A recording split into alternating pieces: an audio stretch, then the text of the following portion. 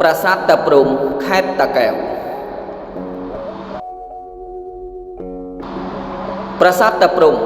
ស្ថិតនៅរមណីយដ្ឋានទន្លេបាទីក្នុងភូមិសាស្ត្រភូមិថ្នល់តាក់សិន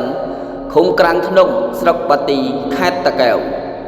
មានចម្ងាយ34គីឡូម៉ែត្រពីរាជធានីភ្នំពេញតាមផ្លូវជាតិលេខ2ប្រាសាទនេះសង់ឡើងនៅសតវត្សទី12និងដើមសតវត្សទី13ពីឆ្នាំ1181ដល់ឆ្នាំ1201ប្រាសាទនេះធ្វើពីថ្មភក់ប្រកបដោយក្បូរក្បាច់រចនាដ៏វិចិត្រប្រហាក់ប្រហែលទៅនឹងប្រាសាទតាព្រំនៅខេត្តសៀមរាបដែរព្រោះស្ថាបត្យកម្មនេះស្ថិតនៅក្នុងរចនាបថបាយ័ននារជ្ជកាលរបស់ព្រះបាទជ័យវរ្ម័នទី7ដែលជាអធិរាជនៃចក្រភពកម្ពុជាប្រទេសប្រាសាទនេះមានបរិវេណទំហំបណ្ដោយ150ម៉ែត្រនិងទទឹងប្រវែង95ម៉ែត្រនិងមានកម្ពស់12ម៉ែត្រនៅប្រាង្គកណ្ដាលមានផ្តែរជារូបព្រះពុទ្ធចូលបរិនិព្វានដែលរូបចម្លាក់នេះត្រូវបានឆ្លាក់នៅក្នុងសម័យក្រោយដែលនៅសតវត្សទី16ក្នុងរជ្ជកាលរបស់ព្រះបាទច័ន្ទរាជាទី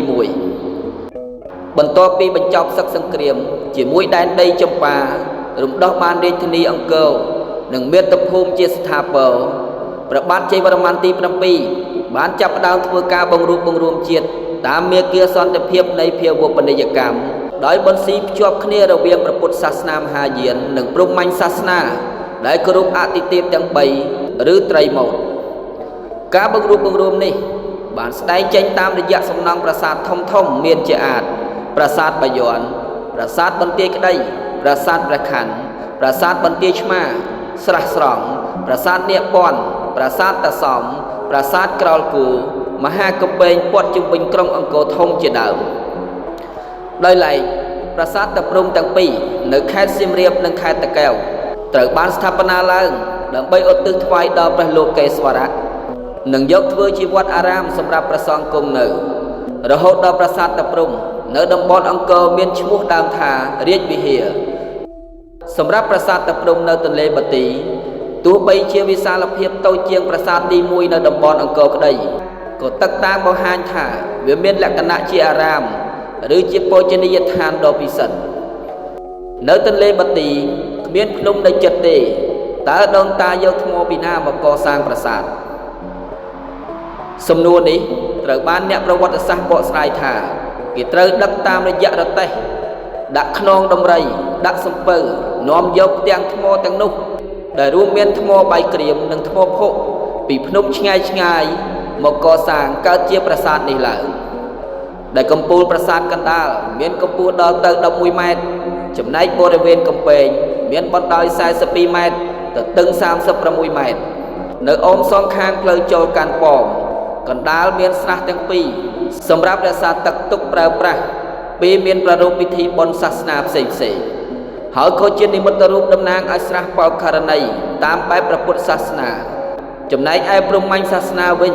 គូទឹកតំណាងឲ្យមហាសមុទ្រលោកធាតុទាំង7នៅខាងឆ្វេងដៃនៃផ្លូវចូលទៅកាន់គោបុរៈនៃកំពែងទី1យើងឃើញមានផ្ទាំងថ្មមួយសន្លឹកដែលកប់នៅក្នុងដីមានកម្ពស់1ម៉ែត្រនៅលើផ្ទាំងថ្មមានរូបព្រះឥន្ទជាស្ដេចនៃទេវតាតំណាងឲ្យទឹកភ្លៀងនិងផ្គររន្ទះដែលគង់នៅលើដំរីក្បាល3ឈ្មោះអ៊ីរ៉ាវ័នដែលមានកំណើតចេញពីការកូរសមុទ្រទឹកដោះប្រាសាទតាព្រំបើយើងធ្វើដំណើរចេញពីក្រុងភ្នំពេញទៅតាមផ្លូវជាតិលេខ2ចម្ងាយ32គីឡូម៉ែត្រទៅដល់អូរូងក្នុងស្រុកបាទីខេត្តតាកែវបត់ទៅខាងលិចចម្ងាយ2គីឡូម៉ែត្រក្នុងឃុំក្រាំងធ្នង់យើងនឹងបានឃើញទន្លេបុរាណមួយដែលមានមណ្ឌលរាងទ្រវែងបណ្ដោយថ្ងៃមានទឹកល្អល្អាចខួបប្រាំងខួបវស្សាទន្លេនោះហៅថាទន្លេបាទីក្បែរឆ្នេរខាងនៃទន្លេនោះមានប្រាសាទ2ហៅថាប្រាសាទតាព្រំ1និងប្រាសាទយាយពៅ1ប្រាង្គប្រាសាទបុរាណខ្មែរប្រកបដោយប្រណិតភាពនៃវិចិត្រកម្មនិងស្ថាបត្យកម្មល្អឯកត្រូវបានបុព្វបុរសខ្មែរយើងកសាងទុកជាកេរដំណែលសម្រាប់កូនចៅជំនាន់ក្រោយចងចាំនៅភាពរុងរឿងនៃប្រវត្តិសាស្ត្ររបស់ខ្លួនក្នុងនាមជាកូនខ្មែរយើងមានកាតព្វកិច្ចចូលរួមថែរក្សាអភិរក្សបណ្ដាសម្បត្តិបេតិកភណ្ឌជាតិរបស់ខ្លួននិងបន្តលើកតម្កើងលើកកម្ពស់មោទនភាពជាតិនេះឲ្យកាន់តែខ្ពស់ឡើងជាលំដាប់តទៅ